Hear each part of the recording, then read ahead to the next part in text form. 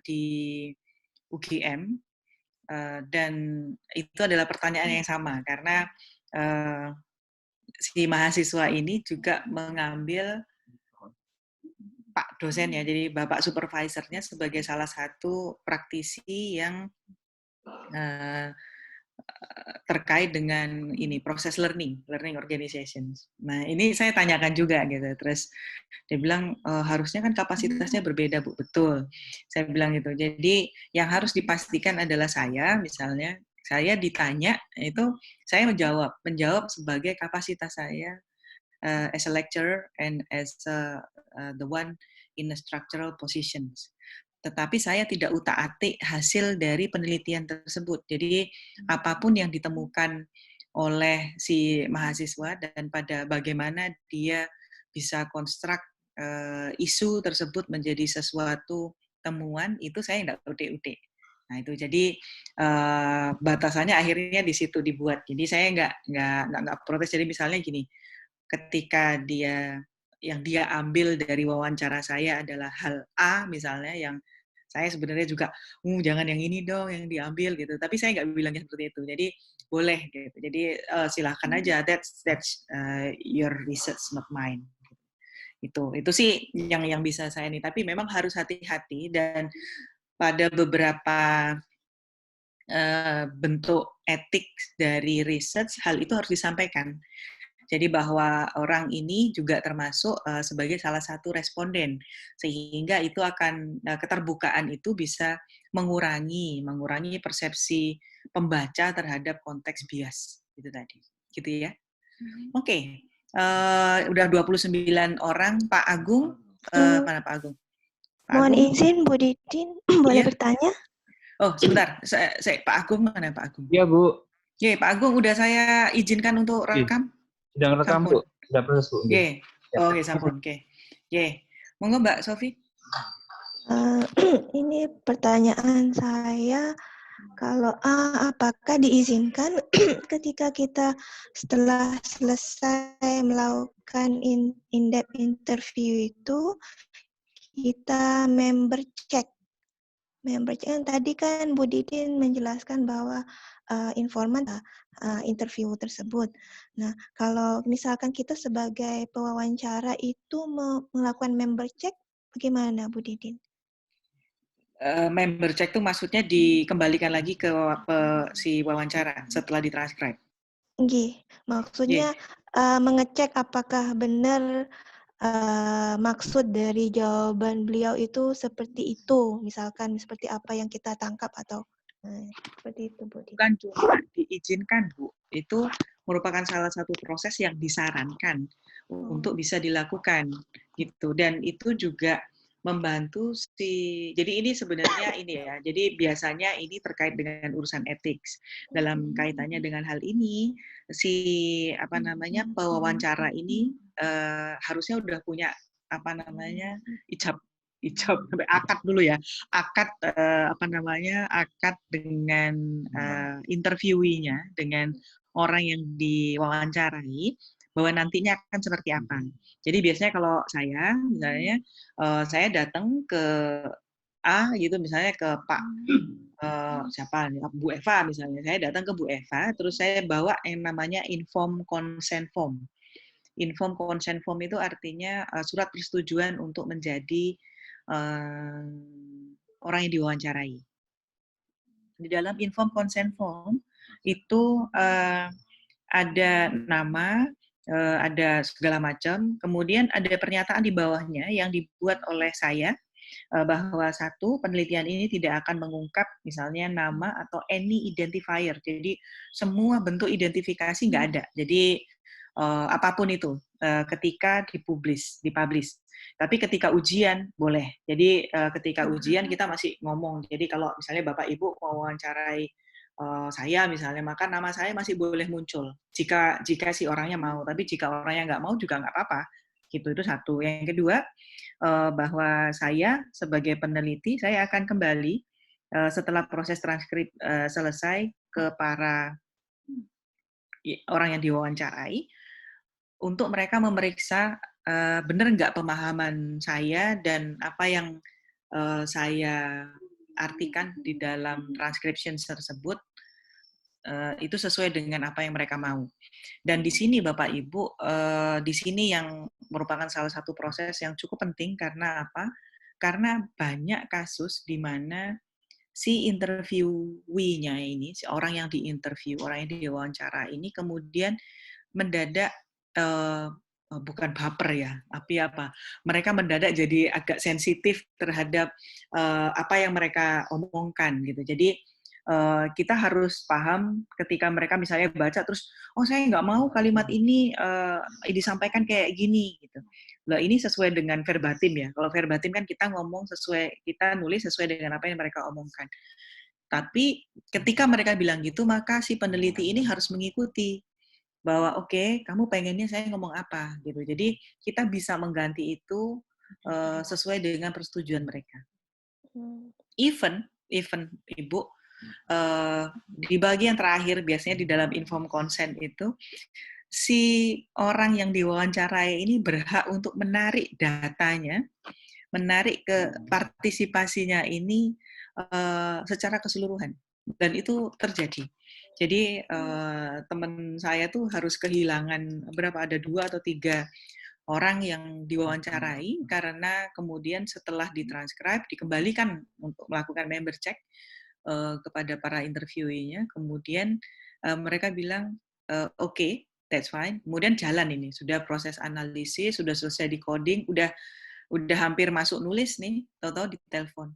Saya nggak jadi deh ikutan research-mu gitu. Jadi tolong keluarkan saya dari dari responden, dari informan gitu. Ya udah gitu. Jadi ya kita harus ikut gitu, nggak boleh gitu. Nggak boleh, jangan dimasukkan gitu aja. Sama seperti misalnya kayak Bu Sinto, kayak kemarin Bu Sinto. Kalau Bapak Ibu, kalau saya data itu memang tidak boleh keluar. Jadi saya tidak menyarankan untuk melampirkan transkrip wawancara itu di dalam tesis atau disertasi mahasiswa saya. Nggak boleh gitu, karena transkrip wawancara itu adalah hak dan konfidensial hanya untuk si peneliti. Kalaupun bisa dibuka, hanya boleh dibuka ke supervisor. Sehingga yang boleh masuk adalah proses codingnya, itu pun sebagian. Jadi sebagian proses coding, proses ya, menceritakan bahwa oh ini diartikan sebagai apa, ini diartikan sebagai apa. Tetapi tidak semuanya. Karena apa? Karena itu tadi. Jadi kita terikat bound dengan kontrak kita dengan para interviewer. Jadi member check itu wajib harusnya. Tapi banyak juga peneliti yang memilih untuk tidak melakukan itu, tapi dilakukan dengan bertanya. Bertanya dengan para interviewinya, apakah nanti setelah saya transcribe, Bapak Ibu mau baca hasil transcribe-nya atau enggak usah gitu. Kalau orangnya sangat sibuk, biasanya mereka bilang, udah nggak apa-apa gitu, udah gini aja kok Mbak, enggak ada informasi yang misalnya bagi mereka sangat personal. So, itu harus ditanyain. Jadi bukan cuma diizinkan, tapi itu disarankan. Gitu. Ini Bu Didin, ini saya ada menemukan kemarin saat saya mencari referensi untuk tesis atau disertasi mengenai masalah coding ini. Nah, saya menemukan sebuah tesis dari universitas di Amerika di mana mahasiswanya itu menulis nama interviewinya dan jawaban dari masing-masing interviewnya terhadap masing-masing coding.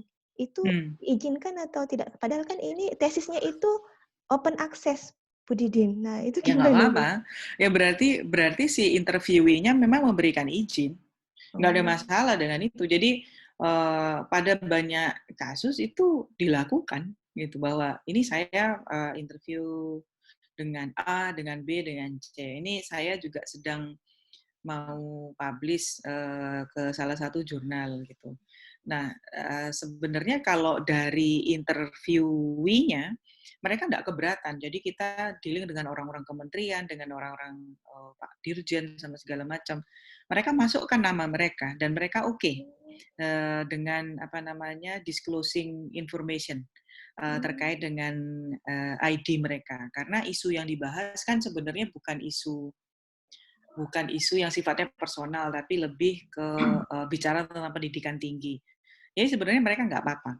Tetapi ketika masuk di proses review yang kedua atau ketiga, saya lupa, mungkin kedua, si jurnalnya justru editornya yang bilang bahwa bisa nggak kalau ini identifiernya nggak usah dimunculkan semua. Gitu. Jadi akhirnya ya kita turutin. Jadi dari konteks si interviewnya nggak apa-apa, tapi dari editor jurnalnya yang mereka minta untuk di-hide. Gitu. So nggak ada masalah sebenarnya. Jadi kalau di tesis saya nyebutnya tesis ya Bapak Ibu ya. Jadi kalau di tesis saya namanya nggak ada, organisasinya ada. Dan jabatannya juga ada, gitu. Tapi namanya tidak ada. Jadi dan saya nggak nyebutkan tahun. Jadi kalau misalnya kita ngomong inovasi ini berlaku selama 30 tahun misalnya, dan saya ngomongin inovasi sejak tahun 80-an sampai terakhir kemarin saya nulis data tahun 2012 gitu ya. Saya nggak ngomong orang ini dulu tahun berapa, orang ini tahun berapa, enggak. Tetapi jabatan dia sebagai kepala badan misalnya, saya ngomong bahwa this is the head of this organization, misalnya gitu. Nggak apa-apa, boleh. Bu Didin, makasih Bu Didin. Bu Didin, mau bertanya Bu Didin. Oke, makasih. Untuk kasus-kasus tertentu, interviewnya itu bersifat rahasia Bu Didin. Kayak misal dia korban atau apa gitu, bisa dibagikan Bu Didin kiat-kiat untuk membuka gatekeeper-nya itu gimana Bu Didin? Iya, itu sulit ya. Ini banyak terutama terkait dengan bidang psikologi. Jadi beberapa teman-teman saya yang terkait penelitiannya adalah tentang kekerasan misalnya dalam rumah tangga misalnya, atau korban-korban semacam itu memang agak sulit, Pak Rashid. Jadi izinnya memang berat. Nah, gatekeeper ini roto angel gitu. Jadi gini, kalau saya kan kegiatan saya sebagian besar penelitian adalah di konteks organisasi. Sehingga kalau di konteks organisasi, bukan individu ya. Sehingga kalau di konteksnya organisasi, maka Bapak harus bisa cari orang yang punya power. Power terutama reference power. Jadi reference power itu orang yang bisa ngasih rekomendasi gitu. Jadi bukan cuma pimpinan bahwa ini atasan saya, tetapi lebih dari itu mereka harus, apalagi di kasusnya Indonesia ya, harus punya orang yang disungkani. Nah itu, jadi itu yang justru menyulitkan, sehingga kemampuan kita untuk mengidentifikasi gatekeeper itu penting. Misalnya kayak gini, misalnya Mas Rashid mau bicara tentang misalnya kayak penanganan COVID, kayak gini ya, penanganan COVID. Maka kalau ini mau ngomongin tentang bagaimana misalnya Satgas penanganan COVID itu bekerja dan gimana suka duka mereka, ya cari orang yang paling utama siapa gitu. Nah, kalau kemarin dari hasil kami itu salah satu yang paling influensial itu adalah ketua Satgas. Berarti oke deh Bu, berarti kita harus hubungi ketua Satgas ya. Gitu. Nah, kalau dari ketua Satgas ya, kalau di Indonesia itu karakter yang paling utama itu adalah kita butuh surat sakti. Jadi gatekeeper itu bukan cuma providing you akses pada informasi, tapi juga membuka jalan dan bukan cuma buka itu. Jadi ngasih jalan memang secara formal dan informal dengan kekuatan yang mereka miliki untuk membantu gitu. Kalau dulu saya penelitian saya alhamdulillah gitu ya. Alhamdulillah saya dibantu sama Sekdaprov. Jadi untuk penelitian saya dibantu sama itu dulu. Jadi, nah terus itu jalurnya dari mana Bu kok ketemu? Nah masalahnya Sekdaprovnya itu temennya bapak saya. Nah itu alhamdulillah gitu ya, itu ada akses. Tapi itu kebetulan aksesnya memang pas. Tapi ya kalau nggak pas gimana ya? Kalau nggak pas ya somehow sometimes you have to find several gatekeeper. Nah ini contoh salah satunya adalah ini mahasiswa bimbingan saya juga. Mahasiswa bimbingan saya di S3 udah lulus alhamdulillah. Dia bicara tentang generasi Y di konteks work-life balance gitu ya, generasi Y. Nah ini gatekeeper-nya ada berapa? Gatekeeper-nya dia ada 3. Jadi satu gatekeeper bisa provide sekitar 2 atau 3 informan, tetapi udah gitu berhenti. Nah dia harus nyari gitu karena yang dia cari adalah orang-orang yang berada di berbagai kota, maka nggak mungkin satu gatekeeper ini berhasil. Nah, kadang-kadang gatekeeper ini akhirnya menemukan orang lain, jadi dia cuma bisa bantu untuk connect. Jadi tidak membuka jalan, maksudnya tidak nunjukin bahwa oh kalau Bapak Ibu ngubungin saya bisa misalnya oke, kita bilang abis ini tolong hubungin Pak Haidar misalnya atau Pak Hidayat, Pak Aryo misalnya. Enggak, tapi saya bilang saya sih nggak tahu ya orang-orang ini, tapi saya bisa membantu Bapak atau Ibu untuk kenalan dengan yang nanti mungkin bisa bantu. Jadi kalau kayak dalam kasus kami itu kita juga dealing dengan kelompok-kelompok LGBT. Nah, ini berarti kan ini masalah yang sangat sensitif gitu, apalagi di isu-isu yang seperti itu. Sehingga kita harus datengin ngomong kulon nuwun beneran. Gitu. Jadi ya ada banyak cara sih Mas Rasid. Nggak bisa semuanya terus kemudian bisa diselesaikan dengan surat sakti, Raiso. Gitu. Itu kalau saya sih ngelihatnya seperti itu. So memang harus hati-hati. Ada buku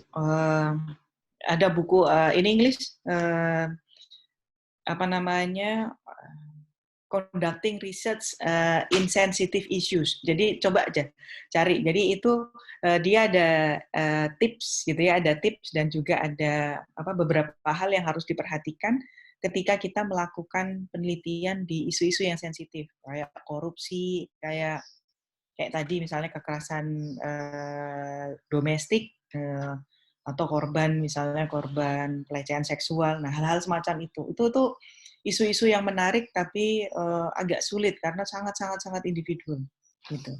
Ya sekarang samalah kayak orang masa ditanya Bapak pernah korupsi, nah itulah menakutkan gitu ya. Mesti orang jawabannya enggak mau gitu. Tapi kalau dia di penjara, nah ya kayak gitu deh. Menjawab tak? Menjawab sekali Bu, terima kasih Bu. Oke, ya wes. Oke, kalau nggak ada pertanyaan, mari kita coba dealing dengan kasusnya. Oke, jadi tadi ada yang sudah mengajukan diri sebagai korban. Gitu, monggo Pak Nur. Terima kasih Bu. Assalamualaikum warahmatullahi wabarakatuh. Waalaikumsalam warahmatullahi wabarakatuh. Dan teman-teman semua, ini sudah kesepakatan kelompok Bu, karena beberapa malam ini kita selalu sampai jam 12, supaya nggak sia-sia kita harus presentasi. Baiklah. Mohon izin teman-teman ya. Jadi awal kami share dulu. Silakan dikoreksi. Jadi awal kami sangat tradisional sekali ya. Jadi kami buat tabel seperti ini. Setiap pertanyaan kami coding. Seperti ini transkripnya wawancara bagaimana. Kami coding manual, kemudian kita buat kategori, kemudian tema. Jadi seperti ini. Nah, selanjutnya dari sini ada teman yang lain, Pak Ayub menawarkan setelah ini selesai kita coba masukkan ke software and FICO. Nah, jadi seperti apa? Nah, mungkin untuk proses selanjutnya finding untuk ini jadi level 2 dan level 3 ini akhirnya pada pengerjaan FICO kami jadikan satu karena topiknya menurut kelompok kami itu sama tentang work-life balance ini. Mungkin Pak Ayub bisa dijelaskan untuk proses berikutnya. Nanti. Ya. Pak Ayub, ada? Ya. Assalamualaikum warahmatullahi wabarakatuh. Waalaikumsalam. Actually, for me, I facing difficulty to understand this case because maybe, if I'm not mistaken, they're using several languages. Yeah, maybe Java, Bahasa, and Bahasa Indonesia. So, but Alhamdulillah, our group, they helped me to understand and how to deal with this case. So I want to use this space to tell him terima kasih Pak Adai, terima kasih Pak Aryo Butiti. So for the main object for this meeting, for this assignment, is the process of analyzing and and finding. Let me share. The process for analyzing and finding. For the process, we're using same as what we discussed before in the previous class for coding, opening coding, category, and Ayub, could you hang on? Pak Nur, please ini enlarge a bit. Ini yang share screen Pak Nur kan? Pak Nur atau Ayub? Ayub or Pak Nur who share screen? Okay, please, Ayub. Could you? Yeah. No, I mean like trying to enlarge it. I mean like 150% will be good. Yeah. Good. First of all, starting by coding. Yeah, from the directly from the transcript. From the transcript data, when we select in the appropriate sentence, and we choose a code like for all the transcript data, and after that we upload the transcript data in NVivo. Yeah, we upload it in NVivo. Yeah, by from here. Yeah.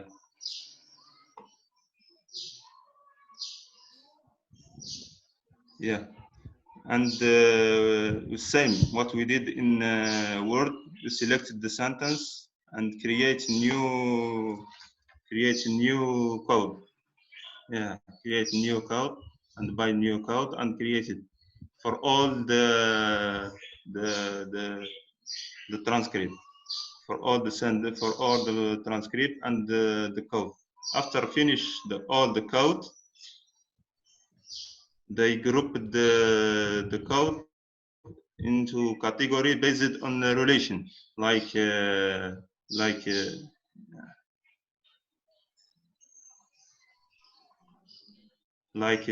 for job relationship, the code is the teamwork, support, work-life balance key, overload, burden, leadership style. The group of code from behavior, based on behavior, based on time, based on family. Yeah, we grouped into category based on relation. After that, we start exploring by making a chart. Yeah. And Vivo automatically give you the result. Yeah, for the category and the team. Oh, I forgot. We grouped the category based on in relation, but like in organizational or in organizational life and societal life and personal life. Yeah, we grouped the category based on relation. In societal life, like family, behaviors, social relationship, and organizational life, commitment and integrity, and job relationship, behavior, time management. Yeah, we grouped it based on relation. So we have three terms and 10 categories and 24 codes. Yeah, as overall. from the chart we can see the highest frequency used, like her organizational life, the high frequency used in the both case, not only first case in the both. Yeah. The second is societal life, and the third is personal life. We can easy to see, like for description, and Vivo will help make it easy. Yeah. For the third step, and also we can see from summarize. Yeah. Which the highest, yeah, which the highest code, like convention, opinion, and behavior is which the highest frequency used in the both case. Yeah, and the second, job relationship, sacrificed life option. Yeah, and the third step we explore. Oh, wait. Yeah. We explore map share, projects map. Yeah, I already did it here. Yeah, projects map. Yeah, projects map. This is our projects map. So we have 3 TIMA, organizational life. Yeah, and social life and personal life, and the 2 cases. Yeah, level 2 and level 3. So this map will show from where we get which case we use the code. Like in Phil Gonti, we use it only for one case, level 2. You can see the route. And for the other, maybe like feel comfortable, used in the both cases, the level 2 and level 3. And for teamwork, if we need the description, and you can just double click to see the detail for this code, like from level 2, yeah, this sentence, all the sentence, from level 3, all the sentence. So maybe teman saya, Pak Aryo, will continue the description for the result, for the result of finding. Ya, silakan Pak Aryo. Okay. Thank you very much, Pak Ayub. Pak Joni, to continue our presentation, and then after we analyze in the process of coding, open coding process, and then we can draw several codes. Actually, in the first phase, we have so many codes, more than 30. There are so many codes, and then after we find that situation, and our team decide to make a meeting and discuss about the categories that we have drawn from our analysis, and then we finally conclude to decide the some of the categories that we will make in our further analysis is only about 10 categories, and the 10 categories is and then we group the 10 categories to the 3 themes, that in the previous section already described by Pak Ayub. The theme, there are 3 themes. The first is organizational life, and then personal life and societal life. Lebih ke atas, Pak Ayub, can you make upper? The upper, Pak Ayub? Yeah, fine. Nah. Okay, stop. Our analysis, especially for the theory context, for the work-life balancing, we use a concept that studied by Sobita Paulus and Sudarsan N. 2014. They use the concept in examining work-life balance on the article of Work-Life Balance, a conceptual review, Sobita Paulus, Sudarsan N. 2014. We did the analysis, the textual data by applying NV4 package program, and so on and so on. And then in the step of finding, we have these findings. For the first, in the organizational life is the most frequent theme stated and described by the informant, especially from interview level 3, in which we have 101 times this theme, we mean organization life, appear in the interview transcript.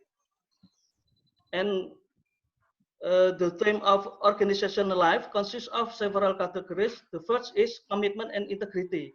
This category is the first most frequent category that described by the informant, in which the category are 54 times appear during the interview session. And then the second, job relationship. This category is the second most frequent category that described by the informants, in which this category are 25 times appear during the interview session. The third, behaviors. This category is the third most frequent category described by the informant, which this category are 15 times appear during the interview sessions. And the final for this theme, time management category. Time management category is the least frequent category for this theme that described by the informant, in which this category are only seven times appear during the interview session. Next, our finding about theme of societal life. Societal life is the second most frequent theme stated and described by the informant, especially from interview level 3, in which we have 26 times this theme appear in the review transcript. So I said again that we know about the frequency and the frequency of the appearance based on the NV4 analysis. For the family category, this category is the first most frequent category that described by the informant. There are 10 times appear during the interview session. And then the second theme, the second category is behaviors. This category is the second most frequent category that described by the informants, in which there are 8 times appear during the interview session. Next.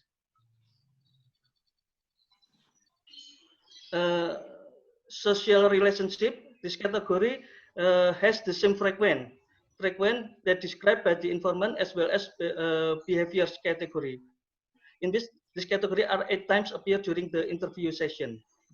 And the last theme is personal life. In personal life, we have several categories. The first is personality. Personality category is the most frequent category in this theme that described by the informant, stated by the informant in the interview. There are 7 times appear during the interview session. And then sport activity. This category is the second most frequent category that described by the informant for this theme, in which this category are 2 times appear during the interview session. And the final is prefer the private space. This category is the least frequent category that described by the informant for this theme, in which this category are only 1 time during the interview session. Next. This is the table. This table is summarized the result that we have from NV4 software. In this table, we can see the original source of data for each of the theme, organizational life. We have 101 times. Especially the source file is from the second interview transcript. We mean second interview transcript is the interview transcript level 3. And inside the organizational life, we have several categories. There are commitment and integrity. From the table, we can see 54 times stated or repeated by the informant, and then job relationship 25, behaviors 15 times, and so forth. Until the final theme in this context is personal life. Okay. Next, Pak Ayub. This is the chart that already described by Pak Ayub. Yes, from the chart we can see the connection between team categories and coach. Okay, next Pak Ayub. Conclusion. We will deliver our presentation by Pak Nur. Oke. Terima kasih Pak Ayub. Mungkin dari hasil dari tadi proses Envigo mengarah ke 3 model ini, artinya yang dikembangkan oleh peneliti adalah 3 ini berhasil kami temukan, yaitu tentang organizational life, kemudian societal life, kemudian personal life. Dan piramida terbalik ini menunjukkan bahwasanya organizational life ini adalah lebih most frequent ya. Jadi kategori-kategori yang masuk dalam organizational life ini lebih sering muncul ketika analisa. Seperti itu. Next, Pak Ayub. Pak Ayub, Don. Oke, jadi dari organizational life tadi di situ memiliki beberapa kategori, sudah dijelaskan tadi, yaitu komitmen dan integritas, kemudian job relationship, kemudian behavior, kemudian time management. Kemudian untuk societal life-nya adalah script dengan terbanyak 2 dengan kategori, yaitu family, behavior, dan social relationship. Kemudian yang terakhir yang script wawancaranya paling sedikit muncul, yaitu tentang personality, sport activity, dan prefer ke private space. Mungkin nanti bisa ngasih masukan teman-teman yang punya pengalaman dengan software ini. Mungkin kemarin ada Pak Agung, Mbak Fiona, mungkin bisa share apakah yang kami lakukan sudah benar. Kami mengawali tadi dengan tradisional sekali, dengan mengcoding, dengan tabel, dan MS Word kami masukkan mana yang kira-kira sering muncul. Apakah mungkin ada cara lain bisa langsung di coding melalui N2 atau seperti apa? Baik, seperti itu. Di akhir, Bu Titis, ada yang tambahan barangkali? Ya, baik. Terima kasih Pak D, Pak Ayub, dan juga Pak Aryo. Demikian presentasi kami. Dari 3 code yang kami temukan, yaitu organizational life, social life, dan personal life.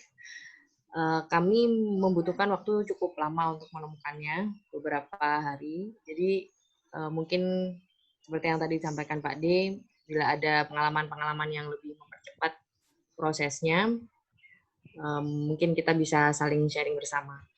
Baik, bila ada yang ditanyakan dari teman-teman atau feedback, silahkan kami buka sesi untuk kita saling sharing. Terima kasih. Ya, monggo. Baik. Silahkan. Mungkin saya bisa bertanya. Ya, baik. Mungkin Pak Haidar dulu akan melambaikan tangan. Monggo Pak, pertanyaannya kami catat ya. Terima kasih Bu Titis, kelompok Pak Hidayat, Pak Aryo, dan Pak Ayub.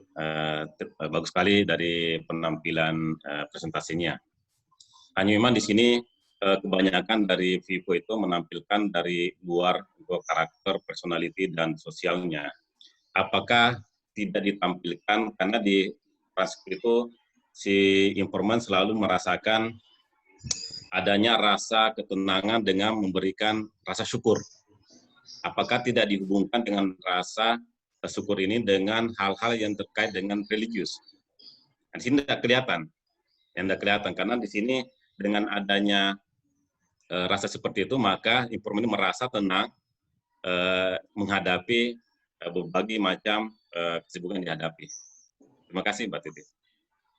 Ya, baik. Terima kasih, Pak Haidar. Kami kumpulkan pertanyaan lainnya untuk kami jawab. Ada lagi? Monggo. Saya Bu Mau Titis. bertanya, Bu Titis. Bu Titis. Sekedap-sekedap. Saya besarkan dulu. Oke, silakan Bu Bina. Iya, ini kan temanya, terima kasih untuk kesempatannya. Ini kan temanya work-life balance. Bagaimana di temuan ini kita bisa melihat work-life balance itu berdasarkan segitiga yang Ibu sudah presentasikan sebagai hasilnya. Kita kurang melihat di mana posisi work-life balance ketika Ibu mengkode organizational life, social life, personal life. Apakah itu sifatnya seperti ini, maksudnya work-life balance itu seperti ini, organization life lebih besar dari social life atau personal life, atau bagaimana? Itu aja sih, Bu. Terima kasih. Baik, Bu Bina. Jadi kami ulangi lagi pertanyaannya. Bu Bina menanyakan kenapa yang dipilih yang paling besar adalah organization life, begitu ya? Bagaimana work-life balance dapat Ibu terangkan dari model yang Ibu sudah buat ini, organizational life, social life, atau personal life, apakah memang temuannya seperti itu gitu? Jadi di atas sosial, organisasional, sosial, dan personal seperti itu, Bu. Oke, baik. Hubungannya dengan work-life balance. Ya, baik. Oke. Pertanyaan mungkin kalau yang ini karena kami sudah punya datanya bisa langsung dijawab oleh Pak Aryo. Silakan tentang work-life balance, Pak. Monggo. Pak Ayub, maybe you can show us not only about the category but also the coach that we have. Suaranya Kak Mal, katanya. Masuk varian. Oh iya, terima kasih. Tunggu giliran ya Pak Rian, tunggu giliran. Oke, Bu.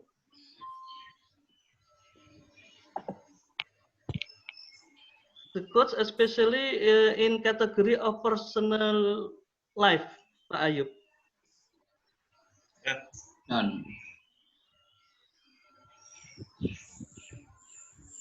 Oke, Pak Kaidar. Ya, siap, Pak Aryo. Let me to answer your question, but if I have keep on. mistake, maybe Bu Titin can correct us. Yeah. Your question is about rasa syukur ya, Pak ya? Yeah, yes. Thank to God, feelings, and it have a relation with faithful or rasa religious value. In our analysis, we also find it that factor because what we do in this analysis, we did it based on line by line analysis. So in every factor that appear in the sentence of the informant already told to us, we examine it. We examine it and we link it. The factor that we have found in the sentence with the three themes that we have as our anchor, as our main theory. As I said before, we use the Sobhita study, and based on Sobhita study, she said that there are actually three main factors that give influence to work-life balance. The first is organization life, and the second is society life, and the last is personal life. And in our study, the factor of thank to God, rasa syukur, religious value, we have put it in the personal life. Pak Kaidar. We group it. We found it in the sentence, and we group it in the personal life themes. Which one? Which one? The coding of the personal life codes? You said there are 3 codes: personalities, productivity, and private spec. Which one? Because I didn't see the influence of the thanks to God or rasa syukur to make someone feel the work-life balance. So the work-life balance is most influence to our life. Yes, maybe Pak Ayub, if you can. Yeah, this is from personal life, like the first, the 7 courses for personality, related to personality, yeah, and one for yeah, 2 for sports activity, and 1 for prefer private space. I don't know, bahasa, I don't know.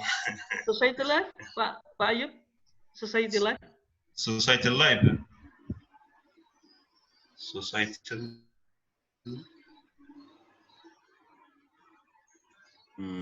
Social activity, social relationship. No. Is there any? Nothing. No, nothing. Nothing. Okay. Let me explain, Pak Kaidar. If Yes, actually there is no explanation in the all of the themes, because in the process of our we make the classification, we only take the in every theme only the 3 or 3 only 4 or 3 categories that the most frequent appear. So maybe the rasa syukur religious value is not until 3, so eliminated. Oh, I see. Eliminated. Can you get it? But I think we have to feel the most influence ourselves is rasa bersyukur to our Allah. It's make our work balance. Yes. I think it's a big influence to our life. Okay. I think it's a good, very important factor actually, but because due to our process, our mechanism, it's already deleted. Okay, I'm sorry. Okay, thank you for explanation, Mr. Ayub. Okay. And maybe the second question, Pak Ayub want to answer? The question of Mrs. Erbina. Pak Nur. Ya, Mbak Erbina, ini dari mana bisa melihat dari apa namanya itu dari work life balance?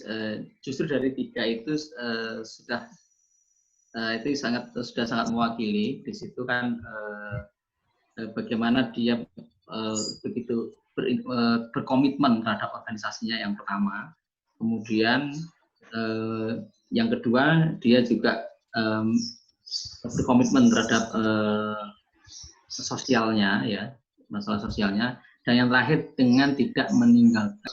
That's what is the most influencing work-life balance?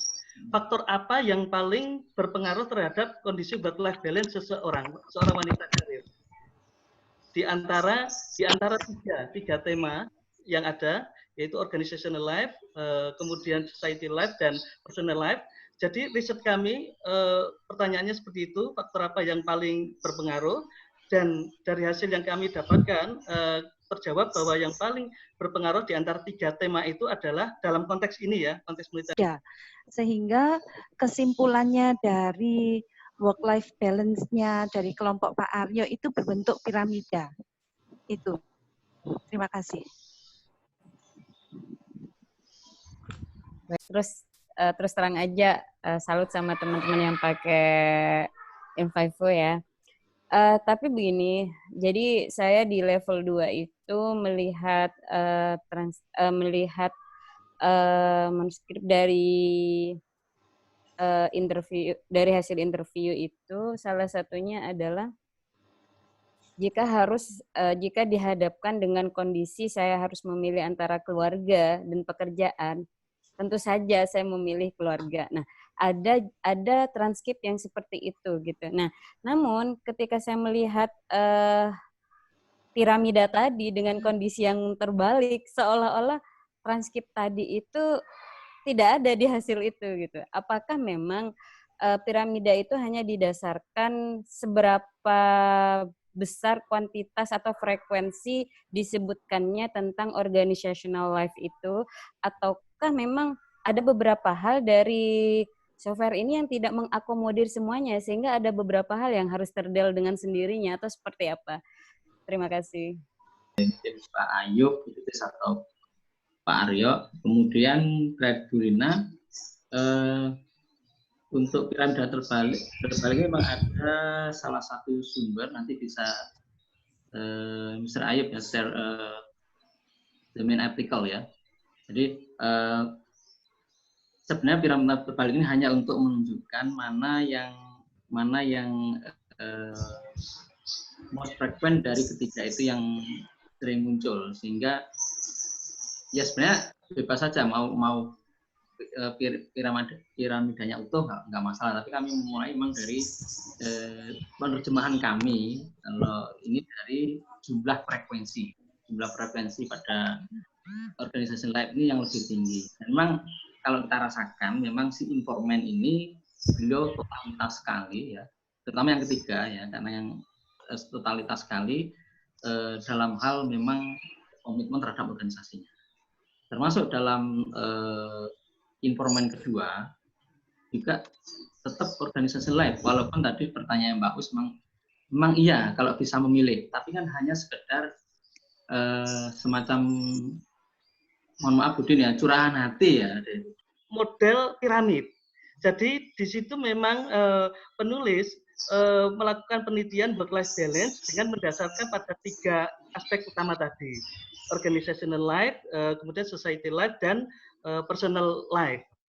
3 aspek itu yang kemudian kami jadikan acuan di dalam kami melakukan analisis, utamanya dalam membuat tema, dalam menentukan tema. 3 itu yang kita jadikan tema. Adapun yang berbentuk piramida dan upside down pyramid, piramida yang terbalik itu adalah hasil dari pemikiran kelompok kami, Bu Rina. Temuan kami lah ya. Temuan ya. Berarti improvisasi kelompoknya Bapak ya, Pak? Ya. Oh, baik-baik. Dari ijtihad riset. Iya, tapi justru kalau menurut saya karena Bapak bikin piramida terbalik begini, jadinya saya sebagai orang awam nih Pak, melihatnya malah tidak balance. Ya. Karena ceritanya memang tidak balance, Bu. Tempat kerja, dia yang lebih 70% waktunya untuk kantor, untuk kampusnya. Jadi memang dari 2 hal yang kita analisa jadi satu ini memang suatu kondisi yang diametral. Betul. Gitu. Mungkin karena itu pula akhirnya sama Envivo di delete otomatis. Iya Pak. Jadi maaf ini sambil guyon tuh. Karena level 2 dan level 3 tuh benar-benar agak kontradiksi menurut saya. Jadi satunya itu single dan satunya sebagai ibu rumah tangga. Betul. Sempat membuat kelompok kami pun bingung ini kok seperti ini gitu ya. Makasih Pak. Terima kasih. Mungkin izin bertanya Bu Didin. Monggo. Tanya Bu. Iya. Saya Bu Didin. Bu Lisa ya? Bu Lisa ya? Ya, silakan Bu Lisa. Halo. Terima kasih. Yang ingin saya tanyakan kepada kelompoknya Pak Nur, seperti yang disampaikan tadi bahwa 2 responden ini sangat berbeda. Yang satu menikah dan yang satu mungkin memilih untuk single. Bagaimana kelompok Anda bisa menemukan titik jenuh dari 2 responden ini untuk menentukan second order-nya? Mungkin bisa dibantu menjelaskan. Terima kasih. Baik, makasih Bu Lisa. Ada lagi pertanyaannya? Pak Tadi Ilham? Dika tadi bukannya mau nanya tadi? Iya Bu. Pak Dika, ya silakan. Halo. Ya. Assalamualaikum warahmatullahi wabarakatuh. Waalaikumsalam. Ya ini kalau dari kelompok kami ya melakukan frekuensi ini kan di coding pertama ya. Kalau ini ada 3, kalau kita ada 5. Ada personal, family, pekerjaan, sosial, sama spiritual. Nah, masuk berikutnya berkenan tentang work-life balance ya. Ini gimana caranya kegiatan ini bisa seimbang ya. Di sana di code itu ada juga dia happy, bahagia dalam pekerjaannya, menikmati juga pekerjaannya, ada kecerdasan moral di sana, ada tanggung jawab untuk menghandle, itu tidak terlihat di work-life balance. Bagaimana dia bisa menyeimbangkan antara kehidupan pekerjaan dengan kehidupan pribadinya atau keluarganya. Dan hasilnya, resultnya di akhir ya, contohlah hasilnya misalnya kinerja organisasinya, atau etos kerja pribadinya, atau mungkin kesehatan dirinya, itu juga tidak terlihat di akhirnya gitu. Jadi untuk bagaimana untuk seimbang, bagaimana hasil yang diakibatkan dari work-life balance itu tidak terlihat dari presentasi ini. Mungkin itu aja.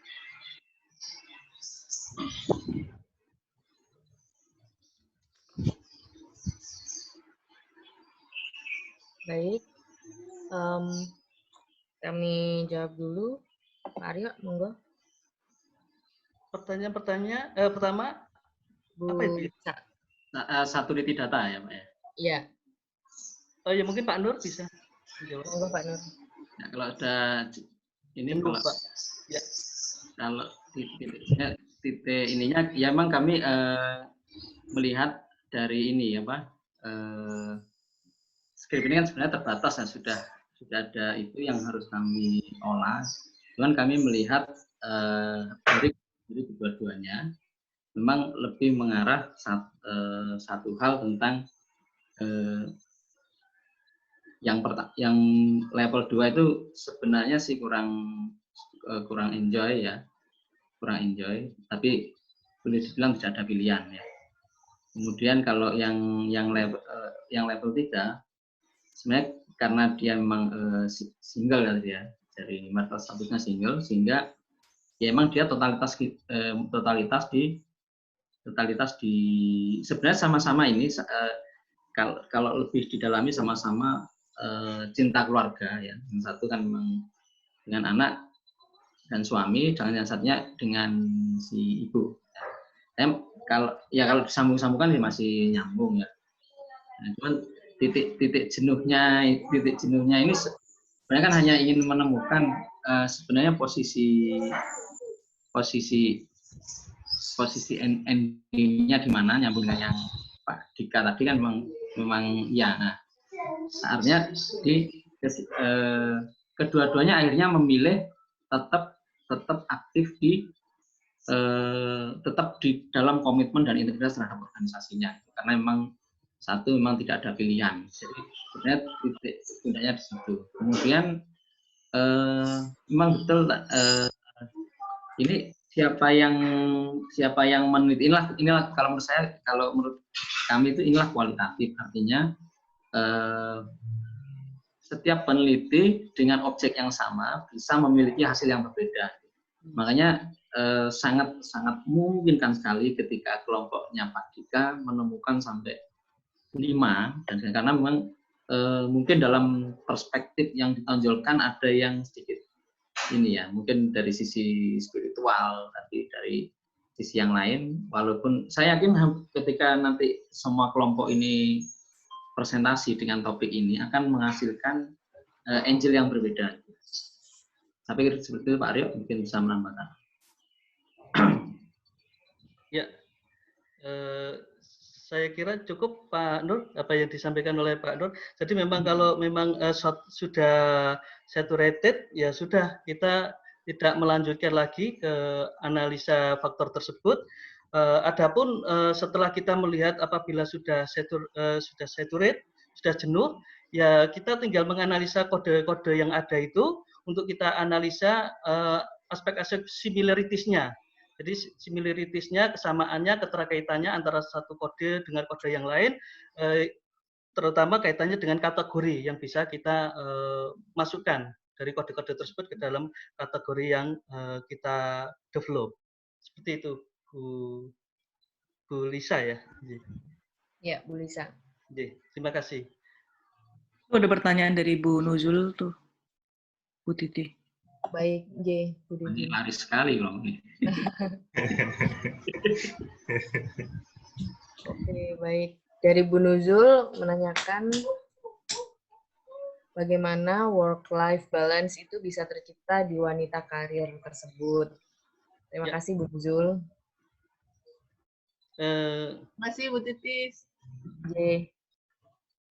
Mungkin bisa sedikit menyampaikan pandangan dari apa yang kami miliki, bahwa untuk mencapai work-life balance itu sebetulnya tidak seperti yang kita dapati dari fakta yang ada dari interview transkrip yang kita miliki, bahwa tidak ansih atau tidak kaku, bahwa work-life balance itu komposisi timing antara pekerjaan dengan keluarga itu harus fix seimbang, 50% 50%. Tidak harus seperti itu, tapi ini adalah kondisi yang relatif dan harus menggunakan perspektif yang positif sebetulnya. Dan itu juga baik di level 2 maupun level 3, kedua informan itu juga menyampaikan mereka tidak ada masalah kalau sebetulnya dari segi pekerjaan itu mereka lebih banyak waktunya untuk digunakan. Jadi bagaimana work-life balance itu tercipta bagi seorang wanita karir adalah ya kembali lagi memaknai, bagaimana cara memaknai kehidupan yang dimiliki sebagai suatu given ya, suatu yang diberikan oleh Allah yang kemudian bisa mensyukurinya, mensyukuri segala keadaan yang ada, walaupun kondisinya mungkin tough, berat, bahkan stres, tetapi itu semua harus dilalui dan harus menggunakan perspektif yang positif terhadap situasi kondisi yang ada. Terima kasih. Ya, saya juga menambahkan dari jawaban Pak Aryo. Jadi menunjuk bagaimana work-life balance itu bisa tercipta di wanita karir. Kelebihan-kelebihan yang dimiliki pada wanita karir adalah biasanya yang ada pada beberapa artikel ini adalah dia open mind, kemudian dia bagus time manajemennya, kemudian walaupun tidak berbanding secara equal, secara angka, tapi semua elemen dalam hidupnya dia beri waktu khusus. Ada waktunya dia untuk olahraga, waktunya dia untuk karir, memimpin, bahkan dia sempat memikirkan timnya, kemudian memberikan empati pada orang-orang lain di sekitarnya. Jadi bagi wanita karir hal tersebut sangat mudah untuk tercipta. Pak Nur dan Pak Ayub mungkin mau menambahkan? Ya mungkin itu Bu sama Pak Aryo, artinya tergantung dari kondisi masing-masing. Jadi saya bersyukur sekali ketika mata kuliah ini Bu Didin memberikan contoh dua latar belakang yang berbeda. Artinya yang satu memang punya keluarga lengkap ya, kemudian yang satunya memang single. Ternyata memang masing-masing punya pandangan yang ya sebenarnya bisa berbeda, bisa dikatakan sama. Artinya komitmen terhadap organisasinya betul-betul luar biasa dua-duanya. Terima kasih Bu Didin. Baik, Bu Lisa mungkin ada yang perlu ditambahkan lagi dari pertanyaan yang telah kami jawab tadi. Monggo Bu Lisa. Kalau saya mungkin bisa menambahkan dari segitiga tadi mungkin bisa dimunculkan piramida yang tadi. Pak Ayub. Ya, mungkin kalau ya, apakah piramid Pak Ayub? Penuh dari organisasi, ya, sudah. Kehidupan organisasi dari dua responden, apakah bisa dilihat dari contohnya di responden kedua itu kan juga, responden pertama itu kan jatuh sakit karena ada jadwal mengajar yang penuh sampai hari Sabtu dan Minggu, sedangkan yang responden kedua itu dia juga punya sakit, sempat dirawat sakit karena jadwalnya yang terlalu padat. Dua-duanya ini apakah itu termasuk titik jenuh yang dimaksud? Apakah bisa dianggap seperti itu atau bagaimana kalau menurut kelompok Anda? Ya, terima kasih Bu. Aryo, monggo. Ya, berarti yang dimaksud di sini adalah titik jenuh terhadap kondisi mereka ya Bu ya, bukan titik jenuh analisa ya Bu? Kalau titik jenuh itu kan ketika Anda melakukan wawancara atau kita melihat transkrip itu kan jawaban antara responden pertama dengan responden kedua sampai dengan responden terakhir itu sudah sama, Pak. Kalau tidak salah pengulangan ya Bu ya? Iya, mungkin seperti itu kalau yang saya tangkap. Kalau ada koreksi mungkin bisa ditambahkan. Nah, yang saya maksud di sini dari 2 responden ini, apakah titik jenuh yang dimaksud oleh kelompok Bapak dan Ibu itu apakah yang seperti itu atau bagaimana?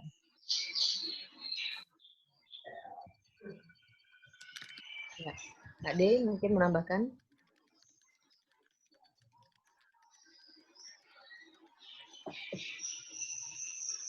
Nah, yang terakhir barusan gimana Bu? Yang terakhir barusan? Bu Titis, yang terakhir barusan Bu Lisa. Ya, silakan Bu Lisa. Jadi kan kayak tadi Pak saya contohkan kan, kalau misalnya responden yang pertama kita punya pada saat kita melakukan analisa, kita juga menemui kondisi titik jenuh itu Ibu. Jadi kondisi itu kita rasakan pada saat kita membaca transkrip itu, tetapi tidak menemukan coding baru. Jadi sudah tidak ada, menurut kami sudah tidak ada coding baru, karena setiap sentence atau pernyataan yang disampaikan oleh informan, baik informan level 2 maupun informan level 3, itu semuanya sudah kita masukkan ke dalam coding yang sudah ada. Kalau kita menemui kondisi seperti itu, jadi misalkan katakanlah dalam hal personality life ya, kita personality life kita sudah menemukan 2 coding misalkan atau 3 coding, yang mana dari 2 atau 3 coding itu kita sudah menganggap sudah bisa mengakomodir setiap pernyataan-pernyataan yang ada dari informan yang menurut kita analisa meaning-nya itu berkaitan dengan masalah personality.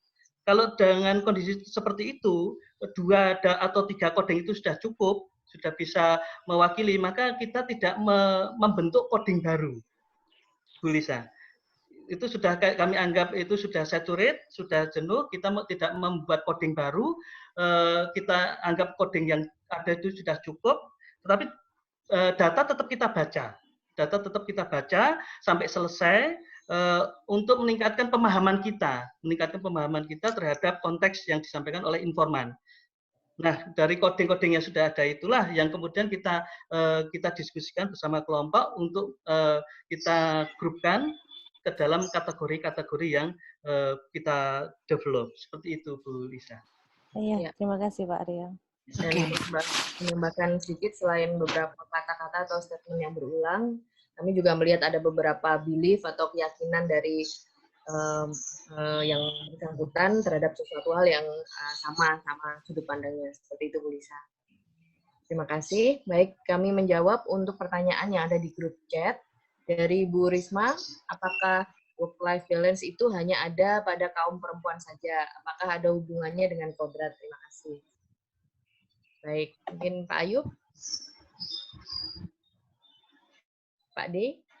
Yeah, but Pak Ayub, maybe you can try to answer.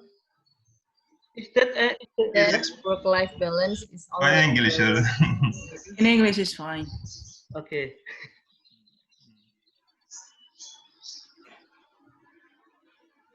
Ya, Pak Ayub. Translate dulu mungkin. Ya, Pak Ayub. Bu Risma, Pak Ayub, work-life balance is only on the women community. Work-life balance. Yes. What's mean exactly? Pak Ayub. Work-life balance only for the women, or only for the women, or what's mean? Yes. Yes. Yes. We followed only the case. That case. We found that result is not. We cannot generalize the result for all the cases. this case only for the women that hid in this structure were hidden in university, that has position in university.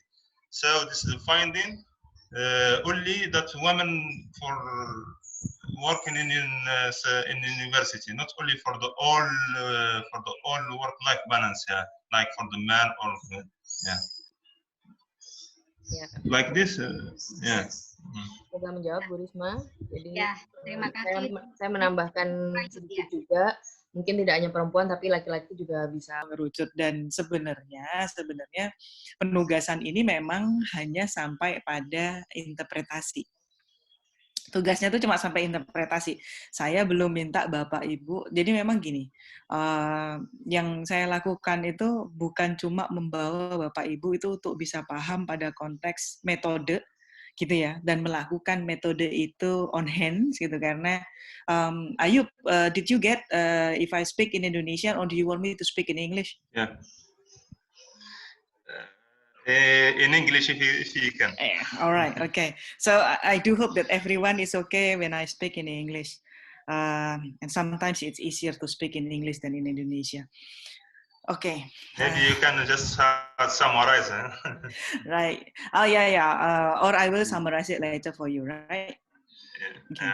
So I'll start with Indonesian. If you can get some points, that's good. If not, then just let me know, right?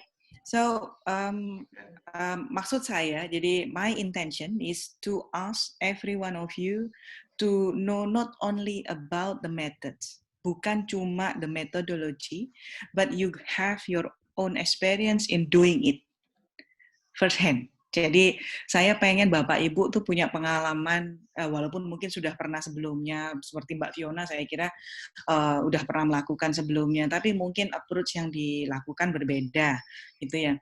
Nah, saya pengen everyone itu to get the taste of it, gitu. Jadi gimana kita bisa ngerasain sebenarnya susah nggak sih, gitu, atau selama ini orang tuh kebanyakan lari ke kualitatif untuk karena dianggap bahwa statistik itu sulit, gitu. So saya nggak bisa, Bu. So I cannot do any statistics. So I will do qualitative methods, gitu. Atau dianggap jauh lebih simple, gitu ya. Simple dalam konteks bahwa kita nggak perlu belajar tentang modeling atau nggak perlu belajar tentang trying to find any relationships of variables or anything of those, gitu ya. But it turns out gimana coba dalam 3 minggu terakhir ini apa yang Bapak Ibu alami? Saya pengen dengar sih, tapi dari yang sudah saya dengar sepanjang jam 1 sampai jam 3, saya berpikir bahwa there are something gitu that you learn, and I do hope that you learn something itu dari hal ini ya, a simple practice gitu ya, tetapi paling tidak kita bisa memahami tentang apa sih sebenarnya penelitian kualitatif itu, terus gimana sih sebenarnya cara kita melakukan, bukan cuma saya ngajarin, ini loh metode cari datanya, ini loh cara codingnya, tapi dengan cara seperti ini saya pengen Bapak Ibu ngerasain beneran gitu kan, coding tuh gimana gitu. Dari yang presentasi 1 aja, dari hari ini itu ya, yang ekspektasinya saya cuma pengen ngelihat, saya pengen tahu bagaimana finding. I haven't asked you to relate that into the discussions yet. Gitu. Loh, Bu, itu nanti bahasnya ke diskusi, iya. Tetapi belajar metode kualitatif, if you learn about qualitative method, it won't let you go anywhere if you don't learn how to discuss, membahas, gitu ya. Jadi saya pengen ya udah itu pengalaman ini adalah pengalaman yang komprehensif, gitu, bulat. Gitu. Ya walaupun nggak bulat-bulat banget sih, gitu. Kalau bulat nanti kayak saya bunder gitu. Tapi intinya adalah dari pengalaman ini aja, satu kelompok yang presentasi pertanyaannya bisa kalau nggak berhenti ini, kalau saya tadi nggak berhenti habis Bu Anita tuh nanti masih terus aja gitu. That's good gitu. Saya seneng karena apa? Karena itu membuktikan bahwa metode ini pun can be very intriguing. for everyone can be very challenging gitu. Why? Because every one of you, I believe, have your own perspective in looking at the data, right? So I believe everyone itu has their own idea on every single piece of information.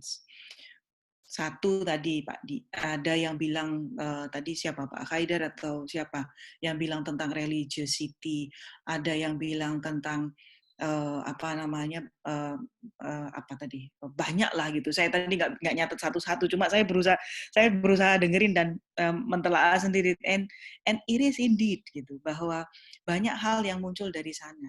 Nah, tugas Bapak Ibu di tahapan ini adalah menganalisis these two interview transcript gitu ya, interview transcript and find any common findings. So what the group already found is good. It's good in a way like from the base of group analysis, they can find these three like a main themes, the personal life, the societal life, and also the organizational life. And that's actually the group finding. So, if anyone asks, kalau ada orang yang bertanya kemudian, kok punya saya nggak kayak gitu? And that's fine. Punya saya pun nggak seperti itu, gitu ya. Bapak Ibu saya tunjukkan hasil yang kami buat. So this is what we have with regards to the findings. What we actually have in mind with regards to the relationships between every single aspect in the research. Ya, jadi ini ada beberapa, ini dari banyak sekali, dari ada sekitar, tadi saya bilang ada sekitar mungkin 11, 12, 13, 14, 15 responden, dan ini adalah apa yang kita pakai, gitu ya. So, have I started with NVivo? Yes, I did. Have I started with Excel as well? Yes, I did. And I also started with pen and paper. Okay, so you can do anything either manually or electronically as you wish, and no one actually tell you that you are wrong. The thing is, NVivo can lure you.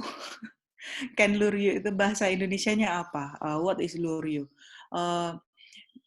Bisa menggoda, bisa sangat NVivo itu bisa sangat menggoda Bapak Ibu karena dia bisa keluar dengan numbers. And when it comes to numbers, sometimes itu people tempted. Jadi kita tergoda untuk melihat bahwa these numbers means something, bahwa banyaknya angka atau banyaknya frekuensi itu bisa mempengaruhi bagaimana kita memandang tingkat kepentingan pemahaman si responden ini terhadap isu. Jadi misalnya, ini contoh saya nggak bilang ini salah ya. Jadi misalnya, yang ditemukan oleh kelompoknya Pak Nur, Pak Aryo, Mbak Titis, sama Ayub, you found that organizational life, it's and I think this one it's one of I don't know, either Dika or Mas Rizal or whoever question is it. You found that organizational life is the most frequent mentioned by the informants. Yes, indeed. But whether the importance is also higher than the personal life, then you have to make a very good justifications on it. So pertanyaannya Mas Rizal, yang kalau saya nggak salah bilang, bagaimana saya menginterpretasikan model ini? You have to read. Kalau saya bilang, you have to read who, gitu kan? Apa yang harus dibaca? Yang harus dibaca adalah penjelasannya, gitu. Because everyone can come out with any kind like a patterns. Boleh pattern yang bentuknya bulat, kayak segitiga, kayak mau kotak-kotak, kayak mau sesuatu yang sifatnya timeline, atau sesuatu yang sifatnya berantakan kayak punya saya ini. So you can't. Mana yang benar, Bu? Nggak ada, gitu. Mana yang paling benar? Nggak ada, semuanya benar. It depends on how you put the focus of the analysis. So the finding is very much personal. Yes, betul. Loh, lalu Bu, bagaimana kita bisa membuat itu publishable? It is publishable as long as you put good evidence on it. Gitu ya. Nah, yang Bapak Ibu harus pastikan adalah bagaimana kita bisa mendukung temuan tadi itu menjadi suatu hal yang secara akademik itu bisa di-defend. Balik lagi, tadi banyak sekali pertanyaan adalah tentang practitioning, lalu how we can get the examples in a practice, how it can give the input for policies. Again, Bapak, Ibu yang saya hormati dan saya sayangi, ini beneran ini saya sayang. Satu hal yang selalu saya tekankan, bahwa Bapak, Ibu adalah PhD. Okay, you are a doctoral student, alright? So when it comes to doctorate students, your main contribution should be in the knowledge area, not in the practice, not in the policy. So in the knowledge, what does it mean by that? Okay, by that, as simple as this. Jadi Bapak Ibu, kalau saya boleh ini as simple as this coretan yang nggak jelas seperti ini, gitu ya. Ini ada satu bagian yang saya lepaskan dari sini karena saya bilang bahwa ada satu yang ini dia, yang ada di bawah. Yang ada di bawah ini yang Bapak Ibu lihat, ini ada pemisahan domain kehidupan. Yang tadi pagi saya bilang ke Bapak Ibu, saya buat kue buat anak saya. Jadi saya rapat jam 7.30, kemudian anak saya masuk kamar, terus anak saya bilang, kuenya yang di kulkas mana? Terus saya bilang, Mama belum bake, gitu. Karena kemarin saya udah buat adonannya, Mama belum bake. Yang hari ini habis ya? Iya, ya udah habis ini. Begitu saya selesai rapat jam 9:50, saya ke dapur ngeluarin kue, saya toto di situ, terus habis itu saya siapin, lalu saya masukkan oven, kemudian saya start ujian jam 10. Kemudian tadi tuh saya kirim gambarnya. Kenapa saya bilang ini bagian yang ini penting, pemisahan domain. Di pemisahan domain ini adalah yang menjadi fokus di menurut saya itu penting. Kalau bagi Bapak Ibu kan melihat ada domain yang terpisah. Betul nggak? Ada organisasi, kalau tadi dari temuannya Pak Nur dan teman-teman, ada organisasi, ada society atau support sistemnya, kemudian ada personal life. Nah, bagi saya bicara itu adalah domain. Domain itu berarti kalau Bapak, Ibu mengkategorikan leveling di coding itu ada tadi you did your code with level 1, level 2, dan level 3 with the open code Excel and also selective codings, and this is mine. Okay, so I put another category or another code, a big code, which is the domains. So to some extent yang ditemukan sama kelompok yang saat ini presentasi itu representing one piece of my finding, bahwa ada beberapa domain yang harus dijalani oleh satu orang. Jadi tadi siapa tadi yang bertanya, apakah hanya dialami oleh wanita? No. Work-life balance itu happening to everyone. So I believe that everyone itu deserve a balance in life. But then again, sometimes there is no such thing. Tadi saya bilang there's no such things, gitu kan? Balance itu bagi saya, Bapak Ibu tahu temuan akhir dari hal ini adalah compromise.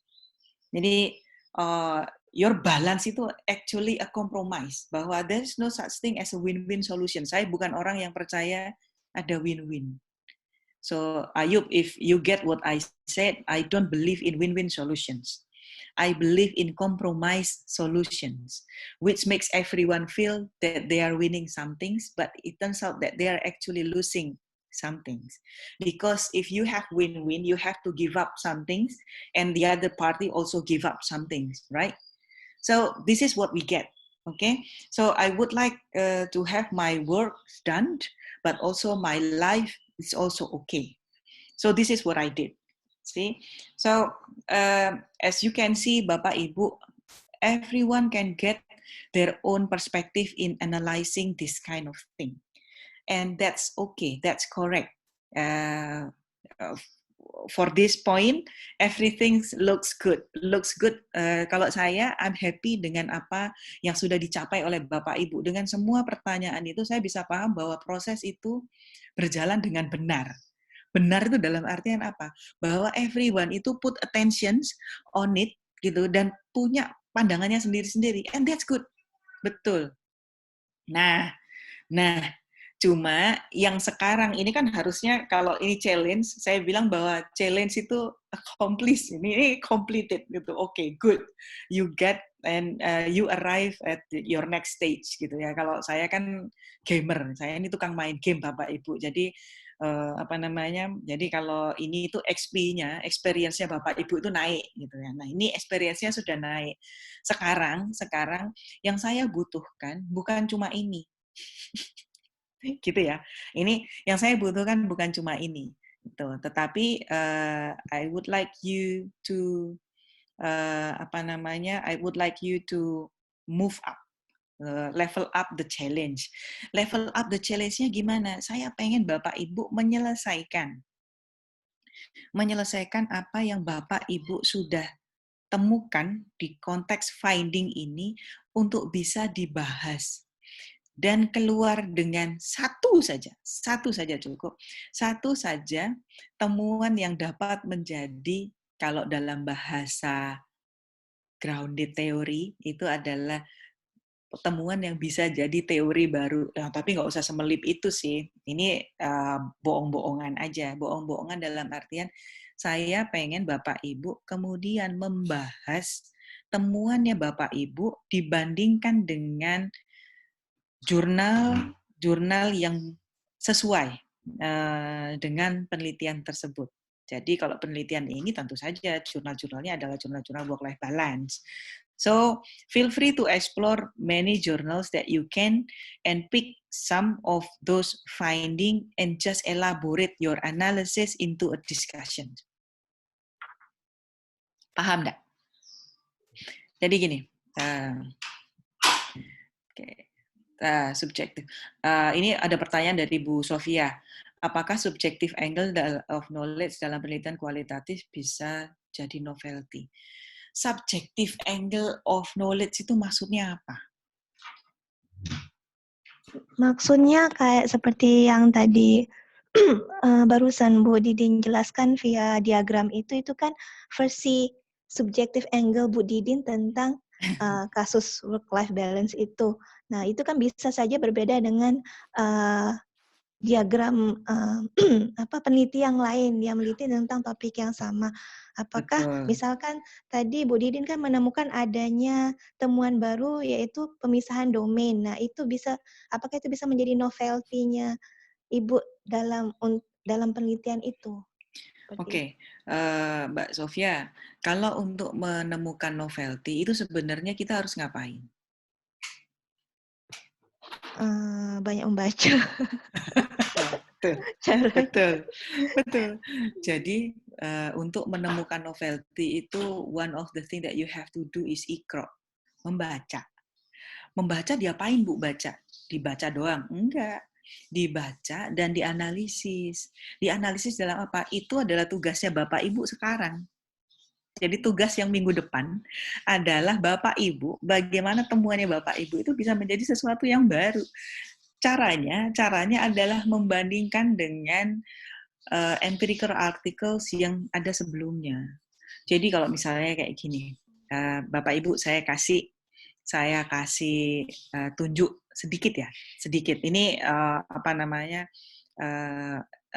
this is just something that might interest you, gitu ya. Ini adalah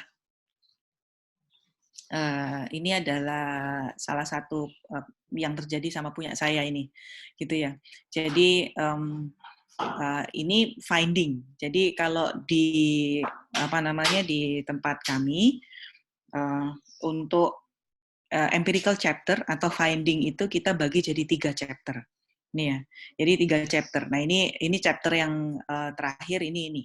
Chapter yang terakhir ini Bapak Ibu bisa lihat. Jadi ini finding-nya. Jadi kalau tadi yang ditemukan sama kelompoknya Pak Nur itu finding, belum sampai pada kontribusi pada pengetahuan, gitu ya.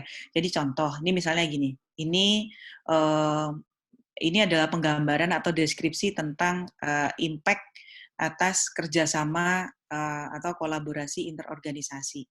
Nah, ada beberapa bagian. Jadi bagiannya adalah satu misalnya, ada measurable performance and improve quality of planning. Kemudian elevated readiness for change, kemudian deviations for common practices. Gitu. Jadi tidak semua baik, tapi tidak semua juga buruk. Jadi banyak hal yang bisa dikaji dari sana. Jadi kalau saya ngambil contoh dari sini, yang muncul di sini, yang di bagian ini adalah finding. Jadi kalau tadi misalnya kelompoknya Pak Nur menemukan bahwa piramida terbalik pada ini pada domain. Jadi kalau misalnya kalau bahasa saya domain, bahasanya Pak Nur dan teman-teman tadi life. So inverted, misalnya katakanlah inverted pyramid of life gitu ya. Boleh. Jadi itu yang ditemukan. So you have to write it as it is gitu, bahwa ternyata orang-orang ini banyak ngomongin tentang piramida, banyak ngomongin tentang organization life dibandingkan personal life, gitu kan? So be it, Bapak Ibu bisa masukkan itu di sini. Itu temuan, gitu ya. Atau kalau misalnya tadi siapa tadi yang ngomongin tentang religius, jadi misalnya bahwa kunci dari misalnya ini ya, bahwa religious connections atau religious keyakinan. Jadi keyakinan pada agama atau background itu misalnya itu menentukan keseimbangan misalnya. Boleh aja, semuanya boleh gitu. Tetapi ini kan levelnya di sini nih gitu. Nah, minggu depan saya pengen Bapak Ibu ada di level yang ini. Diskusi nih. Diskusi ini apa? Diskusi ini adalah di mana kita bisa keluar dengan kontribusi pada pengetahuan. Kontribusinya apa? Nih saya kasih contoh ini ya. Ini yang di halaman 85. Sorry ya, sebentar.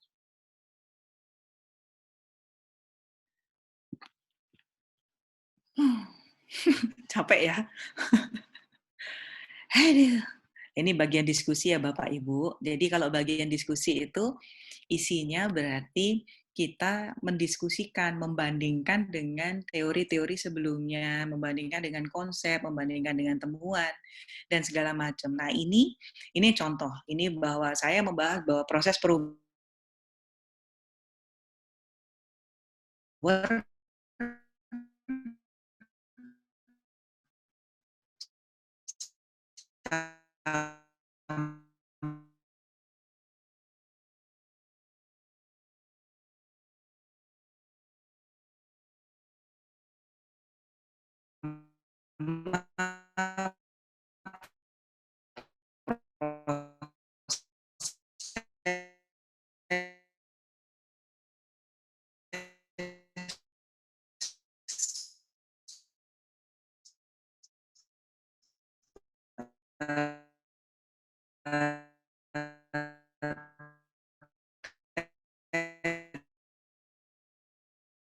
maka proses perubahan itu be something that is novelty. Jadi gitu Bu Sofia. Jadi nggak cuma ngomong bahwa gambar itu tadi sesuatu yang novelty atau segitiga terbalik itu adalah novelty. Bukan itu esensi novelty.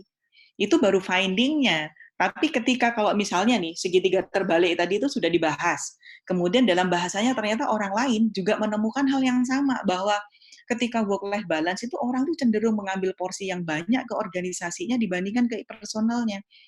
Then will it be something new? Mungkin bisa tetap baru. Kenapa? Karena belum ada yang menggambar modelnya. Kalau omongannya udah, modelnya mungkin belum keluar gitu kan. So bisa saja model itu akan keluar gitu kan. That is why I need you to read a lot gitu. A lot means a lot.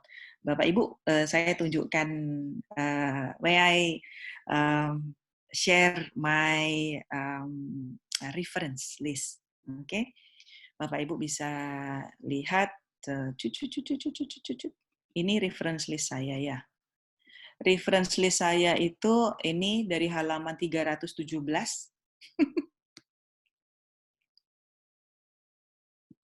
sampai halaman 347 Bapak Ibu. Jadi 30 halaman. So you can imagine gitu ya. Dan ini hanya sebagian kecil. Jadi tidak semua. Jadi reference itu beda sama bibliografi. Kalau reference adalah yang saya pakai di dalam tulisan ini, bukan cuma yang saya baca. So it means like please gitu ya. Sekarang Bapak Ibu udah bisa caranya menganalisis, udah keluar dengan finding yang masing-masing sangat diverse. Mas Dika tadi punya dengan 5 tema, Bapak kelompok yang sekarang punya 4, yang lainnya ada yang 5. Feel free untuk mengeksplor itu, dan saya pengen minggu depan kita keluar dengan satu bahasan, dan saya pengen Bapak Ibu bisa belajar untuk menganalisis dan membahas. So discussion time, okay? Discussion time. So that's it. Gitu. Nah, guys, ada yang mau ditanyain nggak? Subuh aku sesuai. Terima kasih Bu Didin atas penjelasannya. Ya, jadi saya kira tadi banyak ya pertanyaan-pertanyaan. Cuma memang gini, saya itu dulu sudah pernah pakai Atlas TI itu jauh sebelum ada NVivo. Kemudian ada NVivo, kemudian ada segala macam. NVivo is good, really it's good. It helps you a lot, but please be careful because at some point it is really tempting to focus on the numbers. For me, NVivo it's only to help you with the database.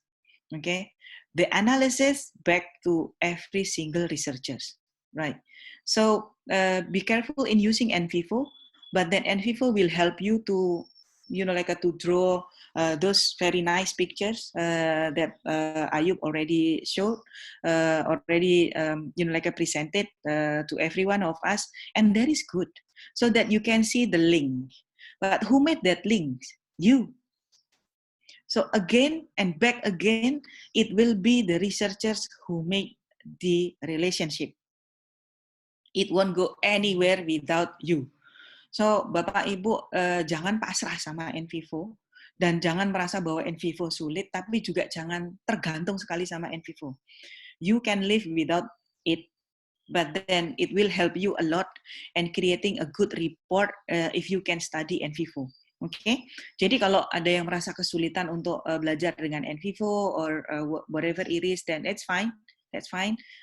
For me, I already taught all of my students to make, their first qualitative analysis through Excel, and that's it. And even the one in master level, they learn to do through doc tools yang bisa dilakukan dengan MS Word. So boleh. Nggak ada masalah Bapak Ibu, so you can do anything. Tetapi yang paling penting tadi pertanyaannya bagaimana cara mereduksi. Nah, proses mereduksi data itu tidak terjadi hanya sekali dua kali. Kalau data ini dianggap saturated itu belum. Tetapi kan saya ngasihnya 2, ya sudah kita bekerja dengan 2 ini dan dianggap itu adalah jumlah yang saturated. So work on it. Gitu. Hanya belajar dari situ aja dulu, enggak apa-apa gitu. Tetapi proses yang penting adalah bagaimana proses ini teriterasi dengan baik. Cuma saya tadi ada jawaban dari entah Pak Aryo atau Pak Nur yang bilang bahwa there is no more code emerge on the a second informant or the third informant. I don't know where. Tetapi kata-kata itu hati-hati Pak Aryo atau Pak Nur, saya lupa, tapi hati-hati kelompok. Jangan bilang nggak ada code yang muncul dan kita hanya membaca untuk menambah pemahaman. And that's wrong. Karena apa? Karena kode itu bisa muncul lagi ketika Bapak punya perspektif berbeda di dalam membaca informasi yang disajikan sama informan. Itu saya alami sendiri dan saya yakin coba. kalau Bapak Ibu iseng ini ya, tinggalkan nanti setelah minggu depan kan selesai mata kuliah ini, ya kan? Nah, tinggalkan tugas ini gitu ya. Terus kemudian coba lihat lagi transkrip yang sama after a month. And let's see whether you still have the same thoughts about the informants and the informations they say. And I believe bahwa Bapak Ibu mungkin akan membaca sesuatu yang baru atau menemukan sesuatu yang baru. So, kalau ujian, Pak Aryo dan teman-teman semuanya, jangan ngomong seperti itu. Itu haram, jangan. Apalagi kalau ini mata kuliah kualitatif ya. Dalam artian gini, your data saturation is occurs when there is no additional informations yang Bapak Ibu udah olah, tetapi itu harusnya merupakan proses yang dia akan rolling, bukan proses yang one off. Jadi dalam artian gini, kalau saya punya 5 orang, if I have 5 interviewee, okay, and I actually interview them in 5 days in row. Okay, and then you said like, okay, so the data is already saturated after 5. That will be questionable. Okay, why? Because you don't have the time to actually contemplate on the data. You don't have the time to analyze the data, but then you already said that it is saturated. So at some point, that's why data collections period in qualitative analysis or qualitative research takes much longer, because every single researcher usually they have to do the data collections and at the same time conducting transcriptions and data analysis. At the very least, it will be conducted at the primary level. Jadi biasanya dilakukan sambil jalan. Jadi saya habis interview Ayub, and then I make transcriptions or I made note, and then I put some notes, and then I contemplate on it, and I interview Dika. When I interview Dika, I learned already some things about Ayub informations, and I use that to improve my understanding about the issues with Dika's informations. Okay, and after Dika's, I will actually conduct the analysis again, and then I found something new, and then I start again with another, like a sample or a respondent, right? And that's will continue until the data, you think the data will be saturated. So how many are there? No one knows. Can I stop? If you have done your best to make sure that the data is there, the codes are there, and everything is there, and then 10 people will be good, that's okay. And biasanya Bapak Ibu, during the exams, I will ask, how do you know that 10 is enough? Jawabannya apa? Jawaban yang benar, Bapak Ibu, jawaban yang benar adalah we never know. Kita nggak tahu 10 itu cukup atau enggak, gitu kan?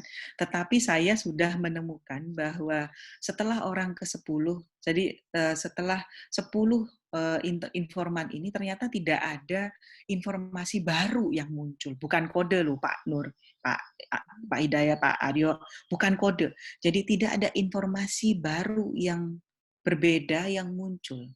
Sehingga saya boleh memilih untuk meneruskan ke informan ke-11 atau berhenti. Kenapa nggak diteruskan? Kalau saya teruskan, not necessarily akan menjamin saya untuk punya informasi baru. Ya kan? So you can stop. As simple as that. Tapi hati-hati kalau jawab. Ada pertanyaan? Bingung kabeh? Alhamdulillah. Oke, sebentar. Nih ada nih. Oke, apabila dari kelompok kami fokus pada manajemen stres. Boleh. Boleh, Ibu. Jadi, siapa nih, Ibu? Bu Lisa. Bu Lisa boleh. Jadi, kalau di Ibu, misalnya, yang muncul adalah stres, then focus on it. Work on it. Gitu. Tetapi, serius. Jadi, kalau misalnya kayak Pak kelompoknya Pak Aryo ya, sekarang Pak Aryo, Pak Nur, Mbak Titis, dan Pak Ayub, if you are now convinced that this is your main finding, so go with it. That's fine. Okay?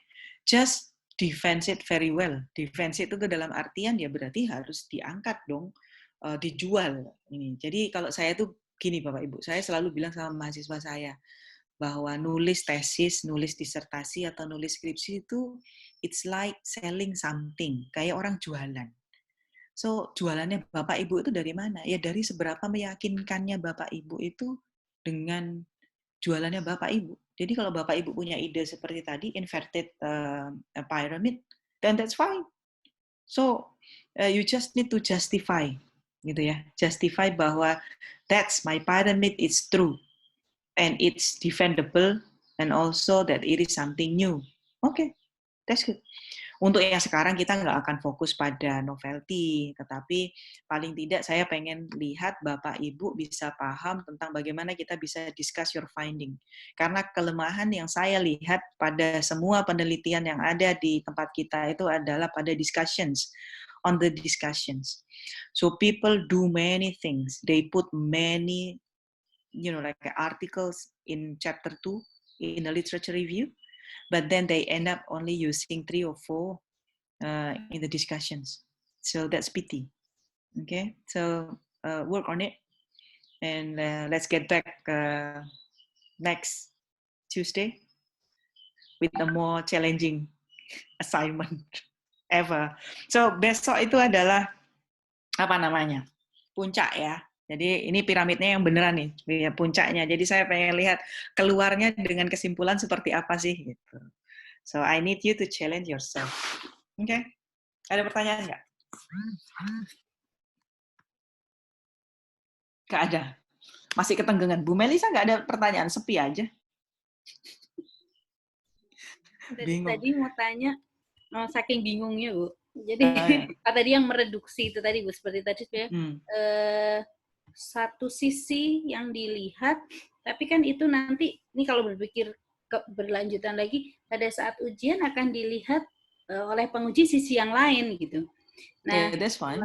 Ya, sementara kan kita nggak melihat itu gitu, atau kita membatasi itu. Nah, sejauh mana toleransi atas batasan yang kita potret itu dalam lingkup riset. Itu yang pertama, Bu. Yang kedua, tadi bagaimana pada saat Bu Didin sampaikan nggak perlu lagi saya nambah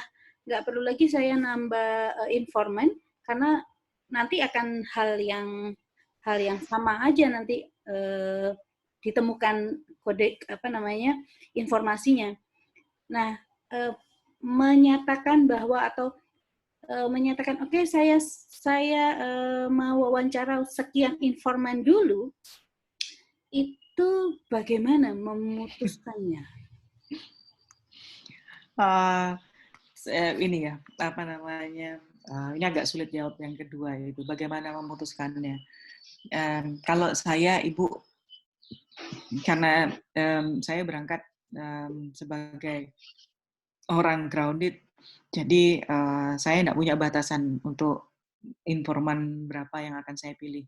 Jadi topik saya memang ya udah, kalau memang saya harus sampai pada orang ke-30, and that's fine. Nah, tetapi akhirnya saya punya justifikasi ketika proses itu berjalan. Jadi karena saya punya gatekeeper, kemudian si gatekeeper ini menunjukkan ini, dan gatekeeper saya itu berkembang. Jadi dari 1, kemudian 3, saya tunjukin. Sebentar ya. Saya tunjukin. Hang on. Sih mau nanti yang gue wis tak tutup gitu Mohon maaf. Enggak apa-apa sih. Nanti mungkin saya tunjukin ya bagaimana proses saya. Nanti saya saya capture, saya bagikan di kelompok. Tapi intinya adalah kita nggak ada batasan. Kita mau tahu sampai seberapa. Tapi boleh juga kalau misalnya saya mau, saya udah punya kira-kira saya mau ngambil orang ini. Jadi kalau theoretical sampling, misalnya Bapak Ibu, saya mau melakukan proses investigasi tentang kesiapan dalam menghadapi perubahan otonomi misalnya. Maka yang harus saya wawancara adalah rektor, ketua ini. Saya udah bisa mengidentifikasi, maka that's fine. You can do that as well. Jadi Ibu punya gambaran karena orang ini yang memang berhak dan bisa, gitu ya. Nah, itu bisa beda-beda. Itu istilahnya kalau di kuanti itu kriteria sampelnya. Betul. Even di dalam